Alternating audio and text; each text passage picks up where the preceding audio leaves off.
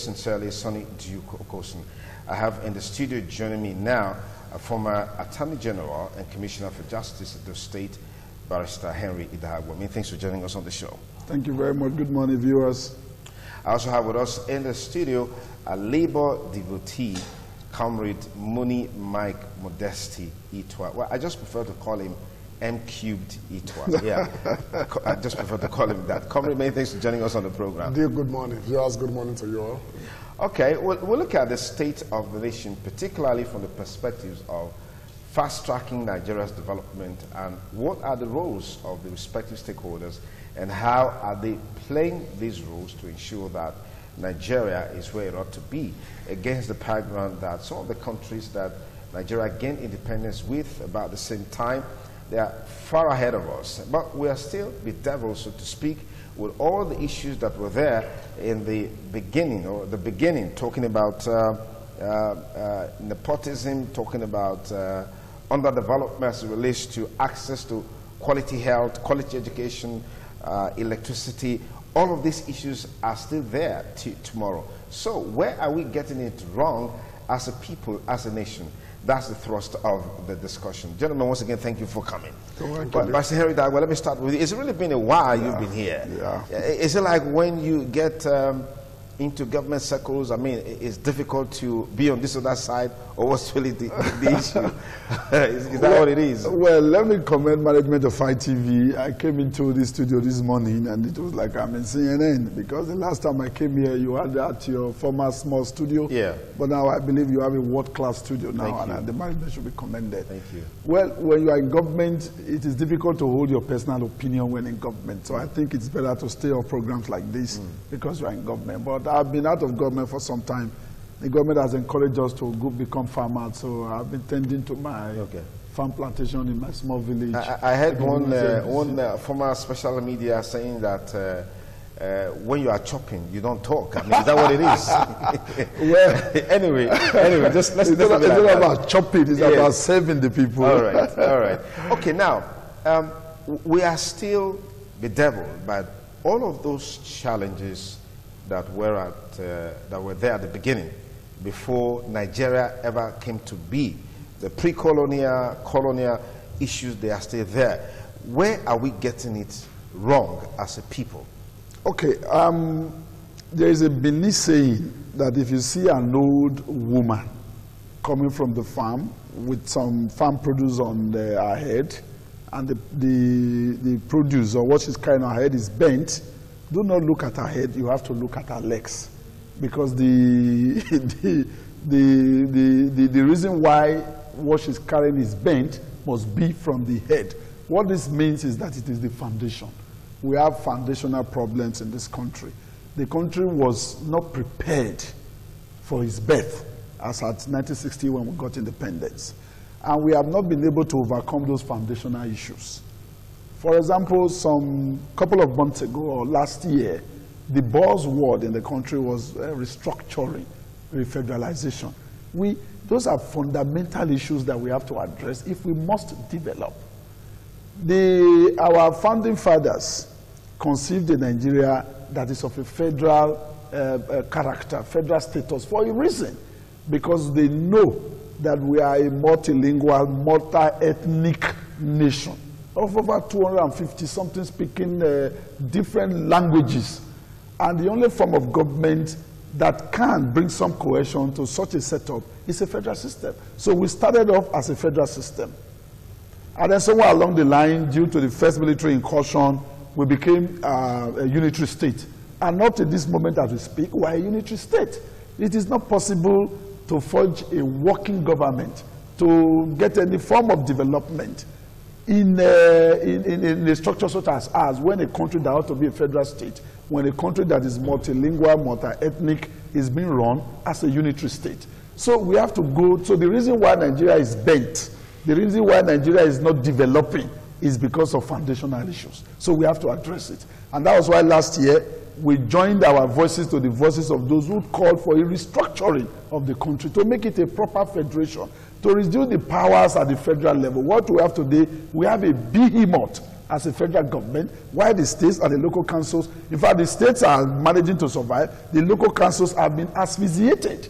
Many of them are just there in name, but in terms of performance to the people, they are not there. And that is because the bulk of the resources, I think 52% of Nigerian resources is retained at the federal level, and then the states and the local councils are allowed to spend 48%. So Nigeria cannot grow under that circumstance. So we have to go back to the basics. We have to work out a proper structure for the country. We have to restructure. We have to refederalize. The federal government should have control of no more than 4 basic issues: finance, defense, international relations, and maybe one other. While the bulk of the issues, the developmental challenges, should be taken care of by the state and by the local councils. In the Edo State, for example, you have federal road. How can you have federal road in Edo State? All roads within the territory of Edo State should be state and local council roads. So we have to go back to the issue, and until we get that issue right, until we have the proper foundation laid, it will be difficult. It's like building your studio. Okay. If you didn't have a proper foundation done, the roof can't stand. Yeah. So the Nigerian roof is not standing because we have a very faulty and puerile foundation. All right, comrade, most of when you hear people talk, it looks like these are not the reasons why we are where we are today. But I'm always concerned by the fact that you look around the world, all that you need, the information that you need, the new ideology, I mean, you have nations that have experimented with all of these and they have worked. But you bring it to Nigeria, the story is different, the testimony is different. Well, Duke, before I get to that direction, let me quickly add up to what Mr. Dagmar has said. To me, I usually would tell people it has become ominously very clear to us that the independence we got in a very, very hasty condition. We were too much in a hurry. If you talk about those nations that maybe are in the peer of Nigeria, that are doing very well, those who came to pick our palm seeds and all others, these are nations that had good leadership. I put it to you, and I want to reiterate the fact that Nigeria as a country is growing, but developing using a snail speed approach. Looking at the population, if you view the population, pari passu, what God has endowed us with, you discover that, technically speaking, we are not developing. Though I have said we are developing by snail speed. As we have it today, I must tell you, like he has talked about a concentration of powers at the center. This is an age-long music that has been sung over and over again. Everybody is now aware that devolution of powers to the federating units is the utmost thing to be done. But let us not forget, if we are talking about political issues, we also have to look at the issue of development as far as the economic point of view is concerned. There are a lot of variables that make up development. The family is a major problem. The church, the religious organizations are major problems. Our schools, major problem. Our traditional institutions, major problems. This self-thinking that is inherent in virtually all of us, self-first, is one of these things. Even our founding fathers also had their problems. The issue of ethnicism, nepotism, they have all been there. Even while the colonial masters were here, the question of divide and rule was not even answered. It is still existing. But to what extent have we been able to, on our own, sit down to say, let's push away the issue of ethnicism and all those things that tend to divide us more? Like he said, Nigeria is a country, it's made up of many countries, so to speak. Economically, we have not gone far at all. To me, we are still far below 10% when you judge us by what God has given to us. Now, planning has never been a good thing, especially during the military era. Then let's talk about the looting of the system. The looting of the system economically, most times we throw it to the political angle. The private sector is also involved. Even all of us are involved in one way or the other. The market woman who takes a bowl and decides to put newspapers below and put beans or whatever on top is involved. The man you tell, please come and do some jobs for me, and he knows that job with 10 naira, he can do it and get his profit. He tells you it's 100 naira. Even when you give him 100 naira, he still does not do it the way it ought to be done. He's involved. So it is a holistic thing. All of us are involved in one way or the other. But let me also tell you that most of the problems we see here, they're also available everywhere all over the world, in one way or the other. But we cannot say because they are available all over the world, we cannot look at those who have gone so far, places we go to every day. We are not able to import all those ideas to our system and implement them. Even countries God has not even blessed up to 1/10. When you talk about blessing, God has blessed us in all ramifications. In all ramifications. Our doctors are about the best in the world. Our engineers, mention them. When you talk of peacekeeping, you talk about Nigerian security forces. But when they come to their country, problem everywhere.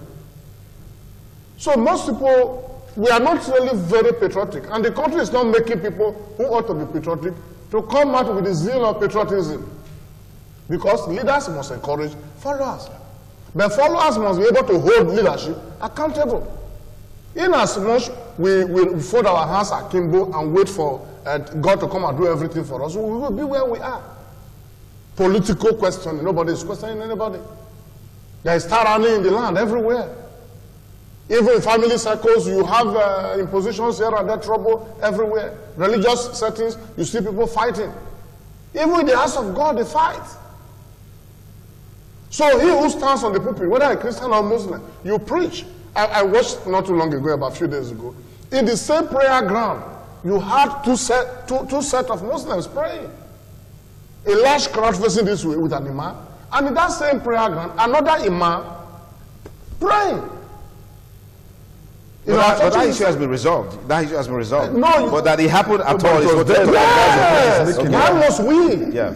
That is because of our self-interest. We're always thinking of ourselves first. We cannot lower ourselves. The pride is so high that we cannot say, for the interest of our people, for the collectivity of our nation, let one bend down for the other. Okay. Come on, let me pause you there. Mr. Dagmo, you know, you said a while ago that where we are today is a result of the foundation. Yeah. And then I probably want to ask you now, today we celebrate our heroes past, the Awos, the Zigs, the Sadana, several of them. So does it mean there are no legacies from those people to draw from, despite the military incursion? Whatever legacies they left behind have since been squandered. Whatever physical legacies they left behind have been squandered. Whatever political legacies they left behind have since been mutilated. So if we celebrate them because we remember tangentially whatever they did. If you go across the length and breadth of this country today, you can find but very little relics. Okay, maybe to some extent Awolowo. If you go to the western states, you can still see the Cocoa House, the first television station in West Africa and all that. You still can see that. But those things that we now celebrate as legacy, they are infinitesimal. They are very small compared to the potentials and the contributions of these heroes past. And I'm afraid in the next 20, 25 years, 30 years, those of us who are leaders of today, I wonder what kind of legacies our children and grandchildren can even celebrate about us. You know, talking again about why we are where we are, and my friend spoke a lot about the contemporary situation in our country. To develop is not rocket science, and you mentioned other countries that are developed. It's not rocket science. It's the template for development is there. You don't even need to travel to America. From your telephone, from Google, from the internet, you can get a template for development. We are not in the habit of engaging in long-term planning in this country. And when we engage in it on paper, in terms of practical realization, we are not good at implementation. For example, you cannot develop, and no nation has developed, without a viable and sound educational system. You and I, the three of us here today, can we say that we have in this country today a sound and viable educational system that can produce researchers, that can produce scientists, that can produce engineers, that can produce medical doctors, that can break new grounds in these various fields? The obvious answer is a resounding no. Sometime last year, I watched a documentary on CNN. The question is, or the question was, what is India's export to the United States of America? It will shock you to know that India's major export to the United States is human resources. The issue was about this debate for H-1 visa. H-1 visa was a special visa that America issues to people who are very brilliant, researchers, scientists from other countries to come to America and live. It's a special class of visas. And the people who get them the highest are Indians. And then the reporter now said, I think it was during the time of Nehru, he set up a school called IMT in India. I think it's Institute of Management and Technology. They produce the engineers who today populate the Silicon Valley in California. IMT in India, parents start preparing their children from primary school to get admission to IMT. The kids of one of the prime ministers did the examination and failed. If you fail, you fail. There's no cutting corner. No two ways about it. So from primary school, you start preparing your child to gain admission to that school. Many students who failed the entrance examination have committed suicide in India. When you get into that school, you graduate to become one of the best engineers in the world. At the beginning, American companies used to go to India, employ them, and pay them $40,000, $50,000 per annum. Whereas American engineers will earn 2 times that value. But the Indian employed and brought to America discovered that he gets $40,000 at the end of the day, after tax, after expenses, he cannot remit $5,000 back to India. And so American companies now move from the US to India. The graduates graduate in India, they are employed in India, they get $50,000, their expenses in a year is not up to $10,000, so they save $40,000. So there is a rat race to get admission into that school, because once you are admitted and you graduate, your life is kind of guaranteed. Do we have any institution that can be compared to IMT in India? We have all sorts and manners of institutions in this country. We have University of Science and Technology offering history as a course. So my brother, until we get the educational system right, we are not ready to develop. I was discussing with some friends in my office last week, and I said, if I have my way, I will pay the primary school teacher in Edo State more than university lecturers. The primary school, because that is the foundation. The university lecturer is dealing with adults. In my time, there was a famous lecturer in my faculty. He taught us jurisprudence.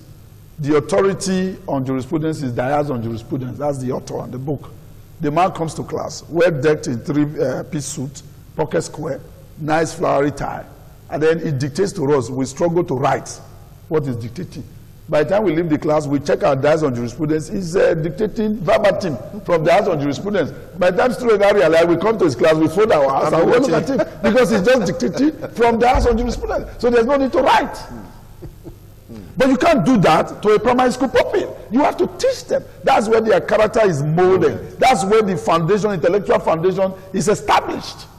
Go to our primary school. Although they are improving, but with this one we say they are improving, we are still a far, far, far cry. You meet the equivalent of a primary 6 pupil from the developed countries. They probably will teach some undergraduate in our universities. So we have to plan. We have to tell ourselves, 10 years from now, where do we want to be and how do we get there? The basic thing is the education. After working on the education sector, I had an argument with the doctor and the lawyer yesterday night here. The lawyer was criticizing the doctors. They are always going on strike. And I said, look, don't blame the doctors for going on strike. Because we have to be alive to be Nigerians, to be Edo citizens. We have to be alive. And the only person that can keep us alive, if Sonny Duke is sick this morning, you won't be on this program. Okay, small malaria you can buy, do self medication, which is never advisable. It's not advisable. Yeah. But if it goes beyond malaria, no matter how much you want to come to this job today, you can come. Yeah. And the only person that can make you well again is the doctor. Forget about those who go to pray and they fast because they want to be well. If you are sick, it's a medical, it's a biological problem. And there are people trained. So I was telling my friend, our country, our government should pay attention to the health sector. If we get the health sector right, we get the educational sector right, all other things, I believe, in my opinion, will fall into place. All right, Comrade, you talked a while ago about the nexus between leadership and followership. How do we situate that within this context of fast-tracking development in Nigeria? I think we are kind of trying to have a political rebate, technically speaking. With the signing into law of the Not Too Young to Run bill, I'm beginning to see hope for Nigeria. Not just signing that bill into an act of parliament. It is time, I strongly believe, that Nigerian youths that are excelling everywhere should think of how to regenerate our country. The level of political awareness is getting to a higher tempo. And I am of the opinion that in the nearest foreseeable future, we are going to be seeing brains, mega brains, emerge from our political tunnels to rule this country. Manpower has never been a problem for Nigeria. Like I said, in all fields of endeavor, we have them in large numbers. But they are not here. Because of the political maneuverings, people still think the place is dirty. Those who really need to go to the palace are not having the clothes to wear to the palace. Then those who are not even supposed to be close to the palace gate are the ones we are finding in the palace. So I think the new song is going to begin. And if we can get that right, with heavy mobilization, and when you say mobilization, all hands must be on deck. If the youths, who are even the worst sufferers of the system, though in a way ignorance has made them to be partakers in the atrocities in the country, are now beginning to wake up, are now beginning to understand that many of them have died in the desert, many of them have died in the Mediterranean Sea, and many are still dying. They now wake up to realize that the time has come. Because for everything, there is a time.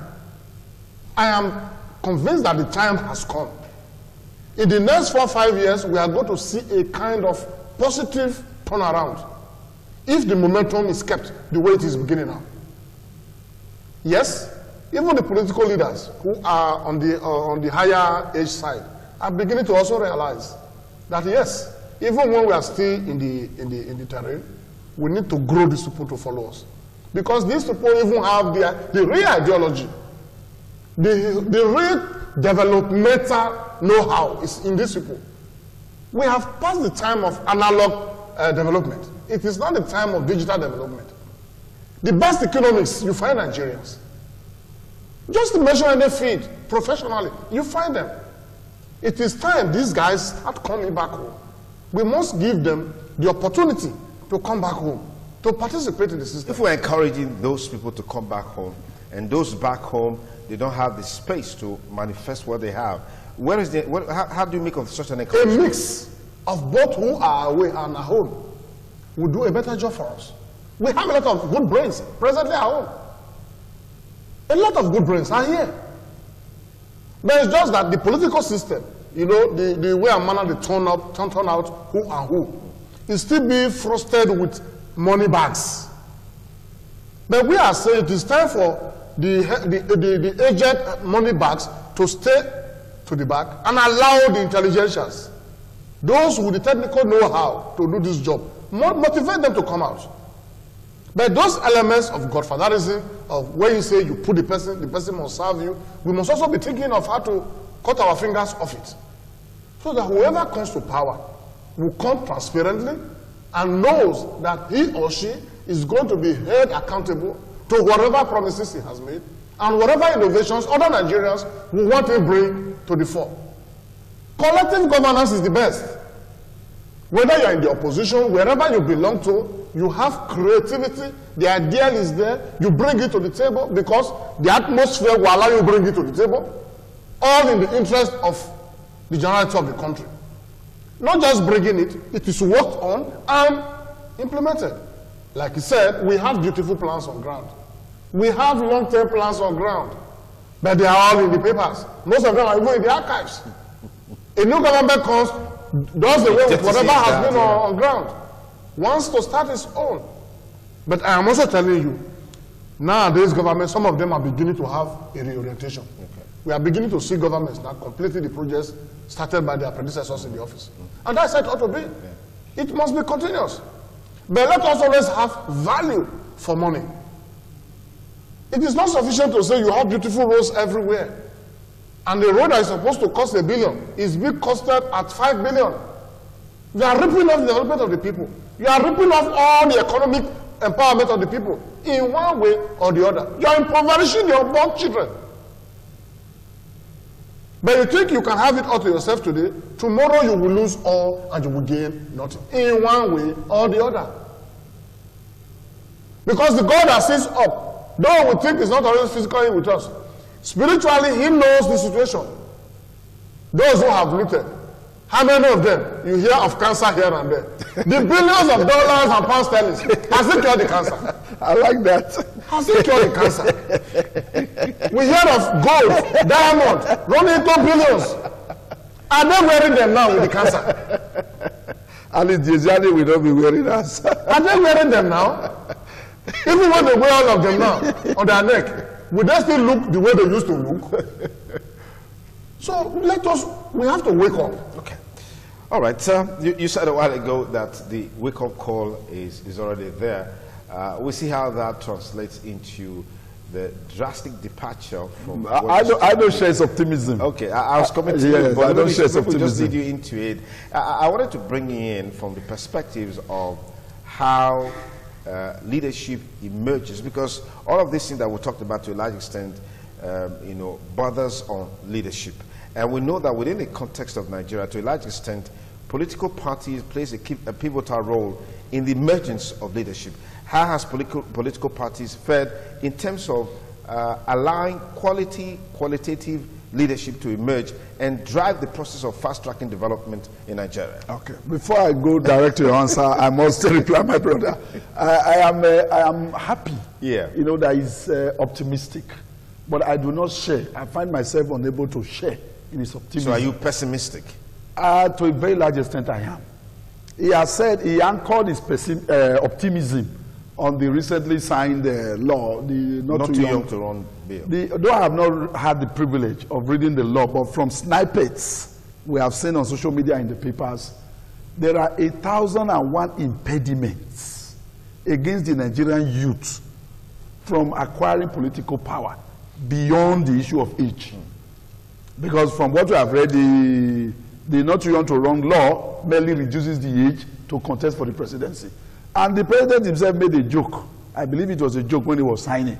He said, well, the youths, please, don't contest in 2019. Against me in 2019. Exactly, even though I've signed it down. Yes. I believe it was a joke, but it was a telling joke.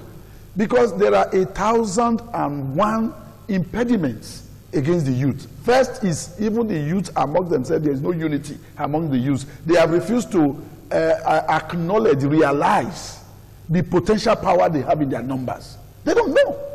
And because they don't know, they have been unable to aggregate that power into acquiring political power. Political power will not be given to you willingly. Many of them, even Obasanjo said so recently when he was having a discussion with some youth, it will not be given to you. Nobody is going to call a Sonny Duke now, no matter the wonderful job you have been doing in this media outfit for, I'm sure it's over a decade now. Has anybody ever sent to you from your local government, Sonny Duke, come and be our council chairman? They don't know that Sonny Duke is doing a good job on ITV and that is from one of those central local government. Nobody will send for you. You have to go home and say, look, my people, I want this. And when you go home and say, my people, I am interested in serving you, I don't know how to put it in English, but let me say it in Benin so that the Benin listeners will hear. They will ask you, why you are so woe, you know the owo soup. You know, it can be thick, it can be very light. They will ask you, and what did you use in making your owo that you are asking the owo soup to be thick? And for it to be thick, you must have assorted meat, bush meat, cow tail, cow leg, and all those meat inside. And you know what that means? It goes to Naira and Kobo.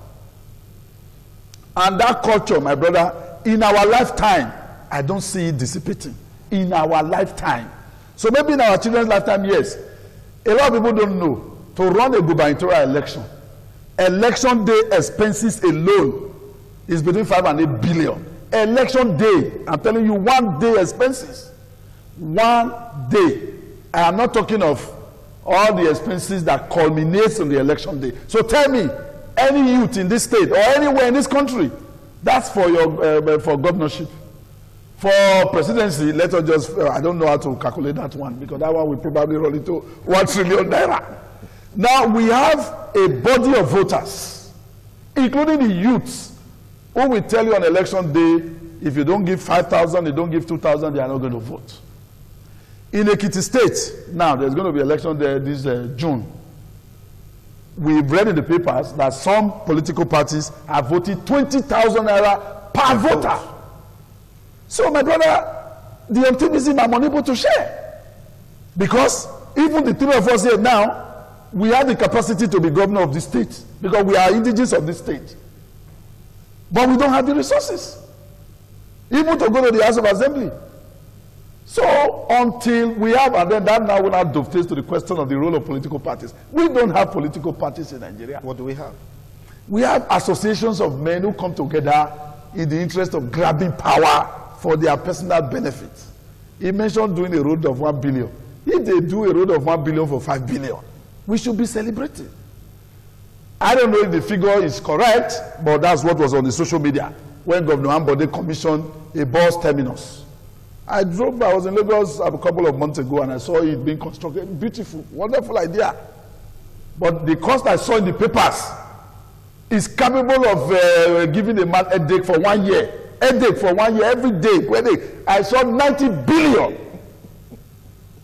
It is true that Lagos State now generates 30 billion a month, but how do you build a bus terminal for 90 billion naira? That's my brother. That's 3 months revenue generated. Yeah, in any currency, 90 billion is a humongous figure. In any safer, go to Benin Republic where they still use CFA. If you mention 90 billion there, it's humongous. Not to talk of naira, to build a bus terminal. So when we are going to build a train terminal, we're probably going to use 5 trillion. So, and this is because the trend has been established in this country that the shortest route to wealth is through political office. So, when you get into office, and you come with a lot of good people have come into office in Nigeria with good ideas to do well without somebody like Ali, for example, without making any money for himself. People will tell you, oh, you must be stupid, you must be crazy. Duke was a general manager at ITV. He built houses all over Africa. You now, you are general manager, you know what to build. You know, by the time they tell this thing to you, 1 month, 2 months, 3 months, 4 months, some people begin to lose their bearing, and then they join. So until we have political parties that will be based on ideology, which Babangida tried to impose on us, a little to the left, a little to the right, which has now since been corrupted. Because if you look at the political parties today, they have similar manifestos. I challenge you. You'll be shocked that many governors have not seen the manifesto of their political party. Many governors, I'm telling you, of governors, I doubt if you go across the letterbed of the country, whether any House of Assembly member, they have seen their the manifesto of their political party. Some of them even look at it. They see the physical paper or brochure during campaign. After campaign, they don't look at it. Because they know they are not bound by it. So are you saying there's a disconnect between the political parties and the candidates? A serious one. Because the political parties are not functioning like political parties. In the developed countries, when the political parties have their ideologies, which is in contradistinction to the ideology of the other political parties. So if you join, for example, the Labour Party in the UK, you are a progressive, you are pro-people, you are pro-immigration. And when you become the prime minister, you cannot do any other thing other than things that will be pro-immigration, things that will be pro-labor. If you do it, then you are booted out. But in Nigeria, what is the political ideology of the All Progressive Congress? What is and it may be there on paper, mind you, but how is it being implemented by every person elected on the platform of the party? What is the political ideology of the PDP? Perhaps the political ideology was the cliche which we had when we were all part of the party, share the money. That was the dominant ideology. No, I think it's part of the people. That's the cliche. Okay, that's the cliche of the PDP. Yes, let me correct that. Okay. Anyway. Okay, so the point I'm trying to make, and that's why I started with my own party, to show that I'm not partisan, I'm speaking broadly, objectively. Yeah. What I'm trying to make is that the parties have not evolved like political parties with strong ideologies that you either queue into it or you queue out. So what we have now, people use the associations as platform to get political power. When they get to power, they have only one ideology. The ideology is to do road for 5 billion, 1 billion naira road. They do it for 5 billion, like my brother has said. The 4 billion goes into their private pocket, or they do a bus terminal for 90 billion. And that's why, even while waiting for this program to start, I saw a video on my phone of the day Governor Jolly Yami was convicted and sentenced to 14 years. A lot of people rejoiced, but for me, there's really nothing more to rejoice about. For it to serve as deterrence to present office holders, people like Jolly Yami should be sentenced to 200 years imprisonment, so that he will never come out of there alive. That is the only way. If I'm governor now, and then a former governor is sentenced to 14 years imprisonment.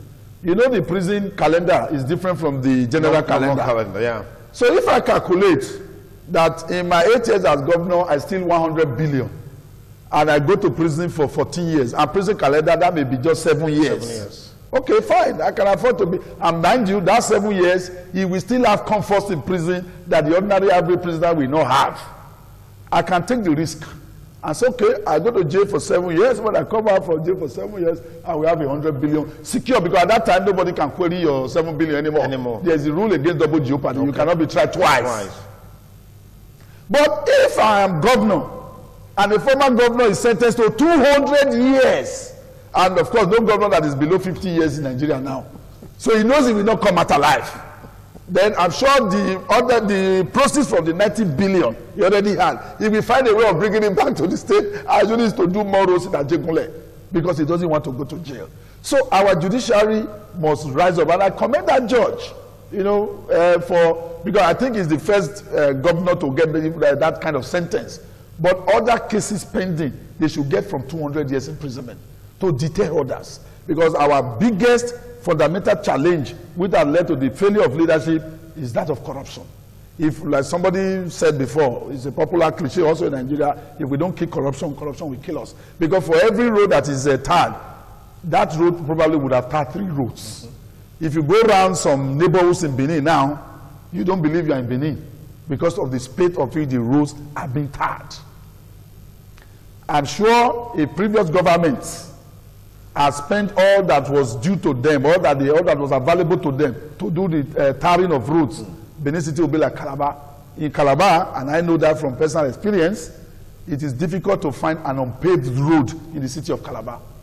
All the roads are paved and they all have drains. So you don't have flooding problem, you don't have bad road problem. And that's why you have better cars in Calabar than you have in Benin. So as much as the governor is making a lot of effort now in tarring, of course so many of the roads are still untarred. Because you have to be consistent in doing it government after government for you to have all the roads tarred. Not only tarred well, so that you don't just tar it now, before the end of your tenure, the roads have given way. So we need to face these challenges. And then finally, on the issue of leadership and followership, every country deserves the kind of leadership it gets. Because these leaders are not thrown up from Ghana. They are not thrown up from, and that's why I agree with you when you say maybe we were too in haste in getting our independence. We all encourage this leadership. We, the followers, we encourage the leadership. Followers come to make suggestions to you on how to steal money. When you steal the money, you can't keep it yourself.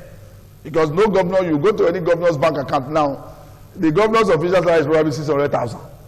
I'm not sure you will find 2 million in any governor's account. You cannot. So where is the money they are taking? They take it through people. Are those people not part of the followership? So the problem is generic, and that's why when he's so optimistic in our lifetime, no. In our lifetime, I don't see these things changing. Unless, of course, there's a revolution. Not revolution, the type that kills people.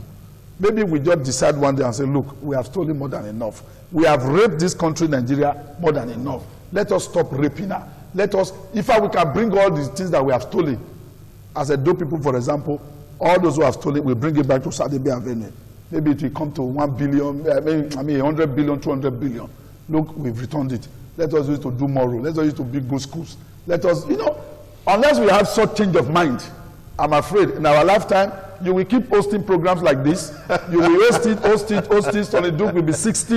You will host it to be 70, 75. You will come here with walking stick. You'll be 80. You die. You go. Me, I will come, keep visiting. I'm already, if I take all this out now, you see gray all over. In another 20, 25 years, we are nearing the grave. The same thing, my brother, we will go. Others will come take over. They will keep talking and talking and talking. Is it a hopeless situation, Ambassador Agbon? My brother, unless a miracle, there's something serious, something drastic, something dramatic, something unexpected happens, I see a hopeless situation. Okay, let me push you there, comrade. Yeah? Particularly on the issue of followership, because that seems to be a very, very big problem. When we monitor elections, you find the bulk of the voting population, they are youths. And then they are the ones you see at different corners, money exchanging hands. And then it's as though these guys don't realize that they are literally selling their future. Yeah, I want to get your comments along those lines. Well, followership has been a major problem. Major problem inside the omnibus problem. Because, like he outrightly mentioned, we have really not had good followership that will enable leaders to be held accountable. Those who hold political offices usually will believe when we get back with 5,000 naira to them, they can even carry gun and kill on our behalf. The story is everywhere. It abounds. But you also know that, like I said before, democracy of 1999, to me, is not the democracy of 2018. Whether we like it or not, we are growing. We are growing. We have had a lot of opportunities to have learned fast and do things on a faster lane. We didn't make good use of such opportunities. Now that we are trying to regenerate the system, and regenerating the system is a matter of both the political class, the followers, in fact the entirety of the society, having to know the implication of all our actions, individually and collectively. And how do we propagate this to our people? We have all the relevant agents to help us revitalize the system, say it, talk it, push it. And doing this, all of us have to be involved.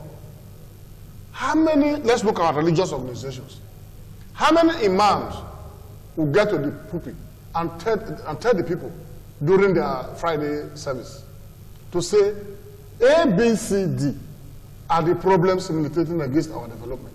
And all of us here, in one way or the other, we are involved. God, from the Holy Quran, does not allow this. How many Christian preachers who stand on their pulpit on Sundays or during services to tell the congregation the ills in the society and their level of participation in such ills? How many families still do have the values of truthfulness? How many families still do preach morality? Traditional institutions. How many traditional leaders still gather their people in the community square to say, we have discovered that we have made some mistakes in the past? Now, what we did then wasn't the best thing. These are the disadvantages that came our way when we took that decision. Now it is time to make that decision the other way. Henceforth, we now resolve as a people that this is the way we shall be handling issues of this nature. Money, money, money. Everybody is just money, money, money, money. Everybody, everybody. Right from the top to the least. You send a little child on an errand with 100 naira, buy me biscuit of 50 naira, 15 naira change is remaining. You see that the child comes back and tells you, oh, the woman said there's no change yet. She said I should come back later. Or the 50 naira is missing. All the 50 naira is missing. You know, I heard a story one time. A child was asked to get something. He gave the child 100 naira. He got there. What he was asked to buy, he couldn't get it. but he brought 50 naira back because he was told that when the 50 naira back, you can take that one. Okay. He didn't get it to buy. Let such a child graduate to become. Yes. So when you see people steal billions, yes, the stealing started from little. The bigger the space, the bigger the likelihood to catch. So the reorientation must start from the family. And people most times were scammed into poverty. In those days, while we were growing up, when they would tell you, if you see 1 naira on the ground, don't touch it. Or if you take it, go and give it to an elder to say you saw it so place. It's possible the owner may be looking for the 1 kobo or thereabout. Yeah. And when the person asks for, I lost my 1 kobo. Anybody who hears will say, oh, they said they got 1 kobo somewhere, they go and find out from that place. And the person finds the 1 kobo. But those, even now you even give a child 1,000 naira. How many children now say thank you again? So we must start these things. Let's regenerate the system, generally speaking. Because whoever becomes a president was once a child. Yeah. Whoever becomes a councillor came from the family. Absolutely. And we all belong to religious organizations. And what is the essence of religious organizations? To preach morality, to make the society work well, good behaviors, good conduct, in all ramifications. But what we have today is, traditionally and otherwise, all of them put together, everybody is talking about money, money, money, money, money. Even when they are sleeping, you hear they're talking about money, money, money, money. So until we do that, the top cannot just be cleansed like that. For me, I remain 100% optimistic. There is no society in the world that is completely free from some of these troubles. But what pains my heart is that as a country that has been enormously blessed by God, who never made a mistake by bringing us together, we ought to have learned fast and we ought to have done a lot of things far better as at this century that we are in. But now that the youths are beginning to know, so to speak, because we require a lot of massive mobilization, orientation of these youths in any language we can use, to educate them. Even in our university, in all our institutions, there should be different cells of mobilizers. Okay. Consciously telling the people what we have done wrong and what we need to do right. Just on the verge of concluding the discussion today on fast-tracking Nigeria's development, I want us to bring it home a little bit and look at it from the current situation in the country. Could it be that it was a false hope given, or the challenges on the ground were so overwhelming that we are where we are today? Yeah, those in government can say whatever they like just because they want to canvass their own views and opinion. But the perception amongst the public is not in consonance with some of the things that we hear in government. Where is this disconnection coming in from, by Henry Daragbo? Well, I think that before the advent of this administration, things were really very bad. We had gone as low as we could possibly go. And then things were compounded upon the onset of this government by the global economic recession, which affected Nigeria. Just like any other countries in the world who are exposed to the vagaries of the fluctuations in the prices of crude oil, which remains our most stable foreign exchange earner. We have been unable to diversify our economy. We keep talking about diversification. Now they tell you non-oil exports is 1 billion or 1 trillion or whatever. But whatever we still, our non-oil export is still not enough to carry this country with that oil. So I believe that there's beginning to be some stability in the system. Officially, the recession is over, so the government has informed us. But we know that unofficially, Nigerian pockets are still recessed. But I believe with in due course, things will stabilize and begin to make some progress. But the progress will not be enough to be as optimistic as that of my brother. The progress will just be, we'll continue to survive. You live here now, maybe you've had breakfast, you've not had breakfast. You go and manage to have your breakfast, lunch, okay, this is corn season. 1 corn now 15 naira. Okay, you go and have 1 corn and 1 pure water.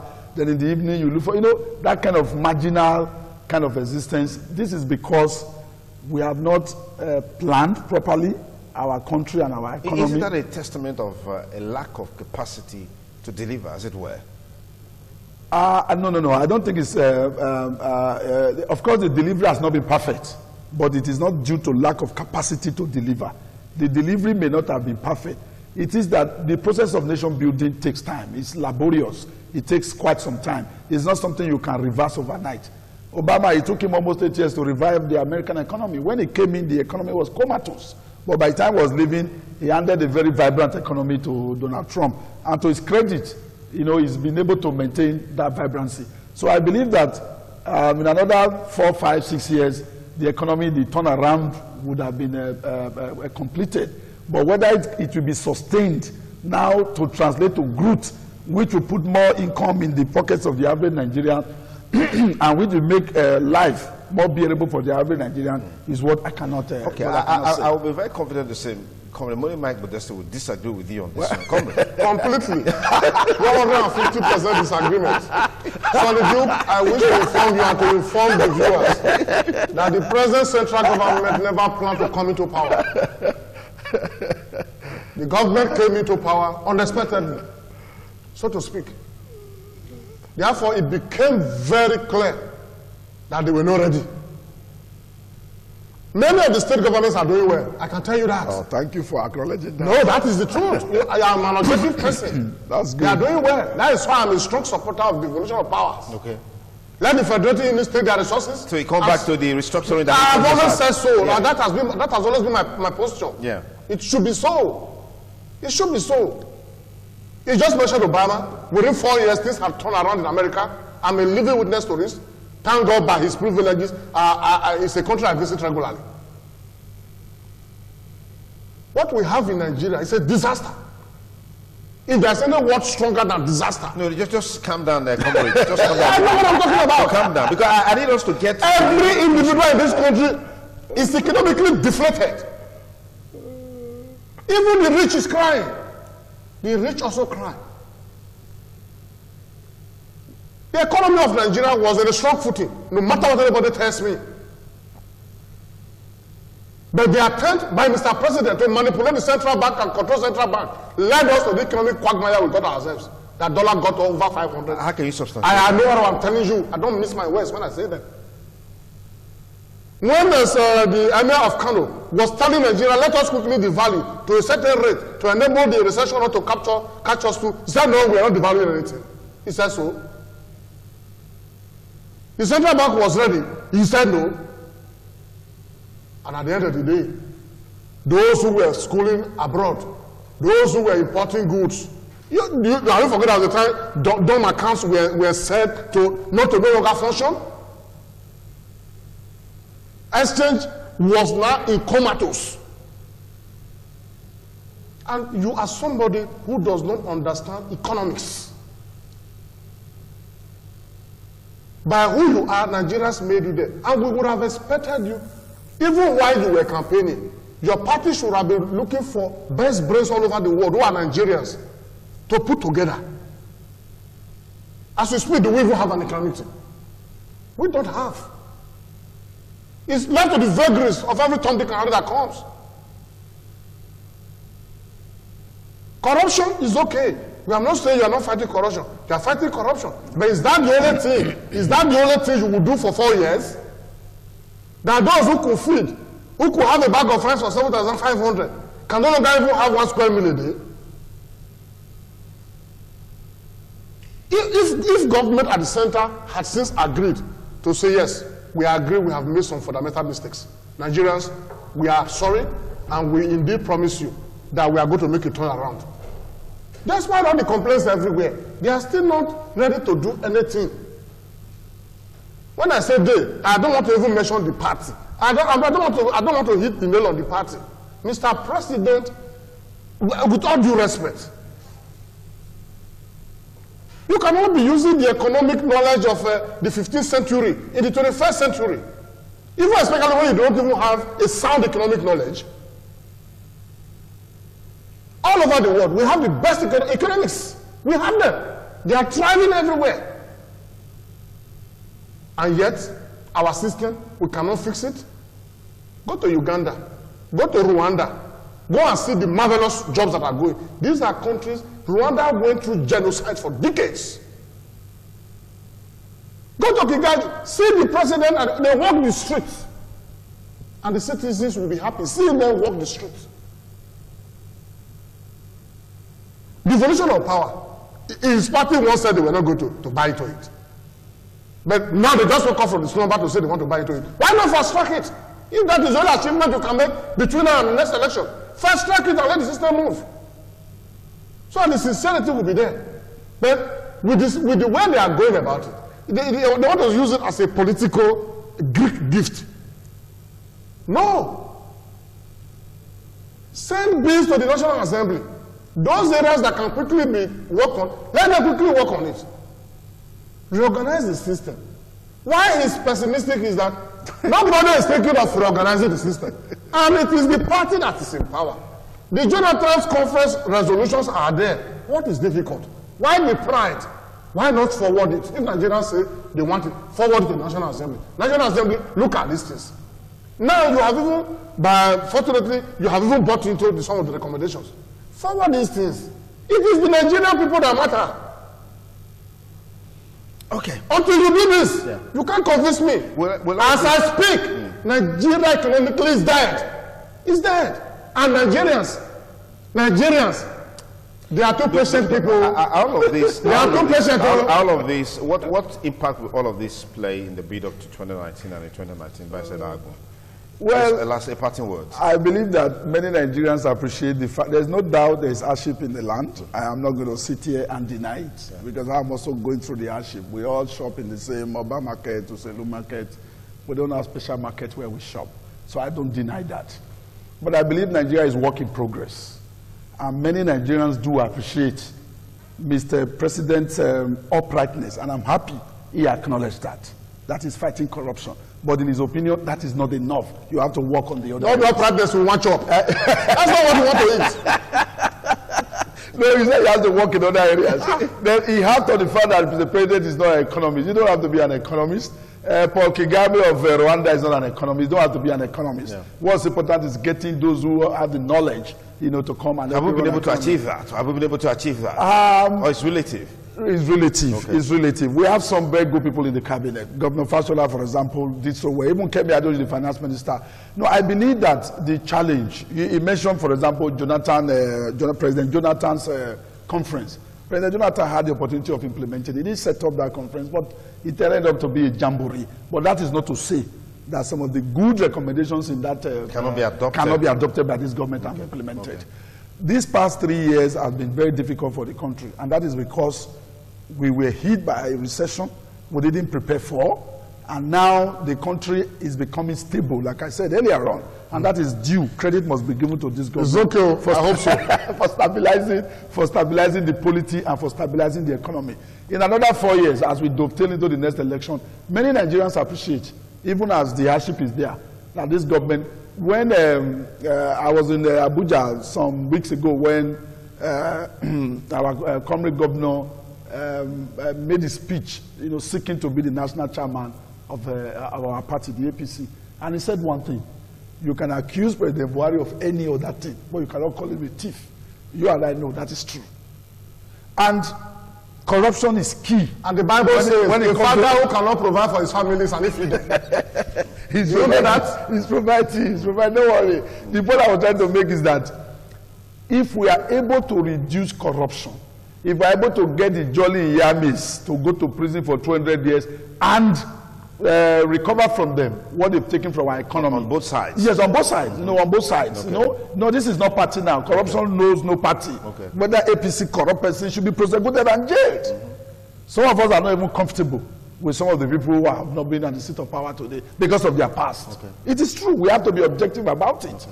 So the corruption should not be fought with only one party. Only one party cannot be responsible for corruption in this country. It goes beyond party. So if we are able to jail them and get their ill-gotten wealth back, my brother, we would have solved 50% of Nigeria's problem. Okay. Gentlemen, I want to thank you for your time. You appreciate the fact that we can go on and on for the next 2 hours. I mean, the issue just keep expanding and expanding and expanding. But I can tell you for sure that I'm very, very optimistic about things turning around for the country in the nearest future. The youths need to realize this and then, of course, come together, aggregate themselves, and form a formidable force to challenge the system, to engage the system, and then take their pride of place. That I'm very certain will come to fruition in no distant time. You never can tell. Well, gentlemen, I want to thank you, Barrister Dagmo. Thank you very much for the useful insights. You're welcome. And morning, Mike Modesti. Cool down now.